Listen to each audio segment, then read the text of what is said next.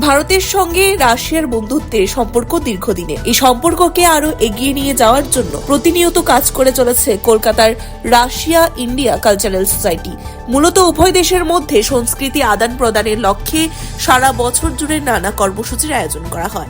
এই কর্মসূচির অংশ হিসাবে রবিবার কলকাতার ICCR সেন্টারে বসে আঁকো অলিম্পিয়াডের আয়োজন করা হয়। এই প্রতিযোগিতায় মূলত 5 থেকে 18 বছর বয়সী মোট 135 জন প্রতিযোগী অংশগ্রহণ করে। 5টি গ্রুপে এই প্রতিযোগিতার আয়োজন করা হয়। প্রতিযোগিতা শেষে এদিনেই প্রতিটি বিভাগে 3 জন করে মোট 15 জনকে বিশেষ পুরস্কারে পুরস্কৃত করা হবে বলে জানিয়েছেন সোসাইটির প্রতিষ্ঠাতা এবং ডিরেক্টর বিমান কুমার ভট্টাচার্য। তিনি আরও বলেন, সারা বছর ধরে যেসব প্রতিযোগিতা অনুষ্ঠিত হয় দেশের বিভিন্ন প্রান্তে, এগুলির মধ্য থেকে 100টি ছবি বাছাই করে ভারতের বিভিন্ন জায়গায় প্রদর্শনীর আয়োজন করা হয়।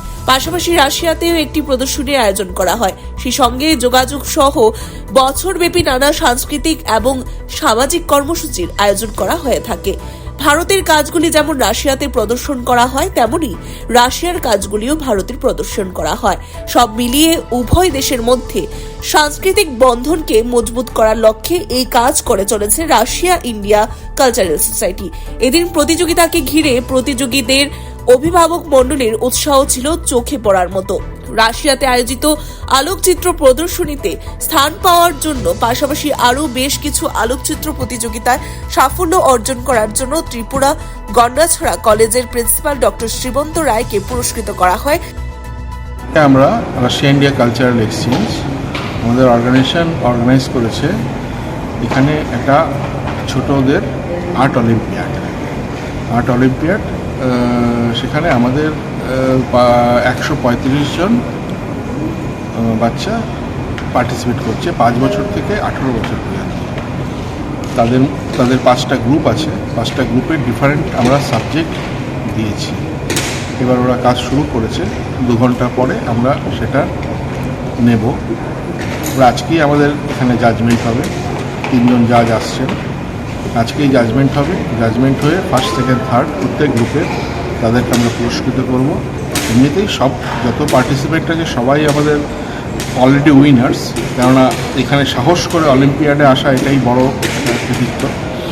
তো আর তাদেরকে আমরা স্পেশাল যারা উইনার্স হবে জাজমেন্টে, তারা ফার্স্ট, সেকেন্ড, থার্ড প্রত্যেক গ্রুপে মানে টোটাল 15 জন আমরা বিশেষ পুরস্কার পাওয়া যায়। এটা আজকে আমাদের সারাদিন ব্যাপী, সে সকাল 9টা থেকে আমরা শুরু করেছি, হয়তো শেষ হতে 2-3টে বেজে যাবে। এটা হচ্ছে আজকের আমাদের এই অনুষ্ঠানের মেন উদ্দেশ্য। প্রতি বছরই কি এই ধরনের? প্রতি বছরই আমরা সাধারণত বছরে 2টো সিট অ্যান্ড ড্র করাই। এটা তো অলিম্পিয়াড, যেখানে নাকি আগে থেকে সাবজেক্ট বলা থাকে না। আর আমরা এমনিতে সিট অ্যান্ড ড্র করাই, ইন্টারন্যাশনাল সিট অ্যান্ড ড্র সারা পৃথিবী জুড়ে হয়। সারা পৃথিবী, যেমন ত্রিপুরাতেও অনেক আমাদের সেন্টার হয়। সেখানে সাবজেক্টটা আগে থেকে জানা থাকে। তো আমরা সেই সেন্টারের দায়িত্ব সেখানকার আর্ট টিচার বা ড্রয়িং টিচার যারা আছে, তাদের স্কুল আছে, তাদেরকে সেই দায়িত্বটা দিই। কেন আমাদের পক্ষে সম্ভব না সব জায়গাতে পার্সোনালি উপস্থিত থাকে। তো তারা সেটাকে কন্ডাক্ট করিয়ে আমাদের কাছে সব ড্রয়িং শিট বাচ্চাদের পাঠিয়ে দেয় কলকাতায়। এখানে আমরা সেটাকে নিয়ে জাজমেন্ট করি। তো আমাদের এরকম রেগুলার আমাদের বছরে 2টো এরকম সিট অ্যান্ড ড্র হয়। একটা হচ্ছে আমাদের ইন্ডিয়া মাই লাভ সাবজেক্ট, ইন্ডিয়ার উপরে, আরেকটা হচ্ছে রাশিয়া মাই লাভ, রাশিয়ার উপরে। এদের যে বেস্ট কাজগুলো আছে 100টা কাজ প্রত্যেকটা কম্পিটিশনে, সেগুলো নিয়ে আমরা ইন্ডিয়াতেও যেরকম এক্সিবিশন হয় সেরকম সেগুলো চলে যায় রাশিয়াতে এক্সিবিশন হয়। এই হচ্ছে মোটামুটি শর্টে বাচ্চাদের নিয়ে, ছোটদের নিয়ে আমরা যেটা কাজ করি, ছোটদের ড্রয়িং নিয়ে।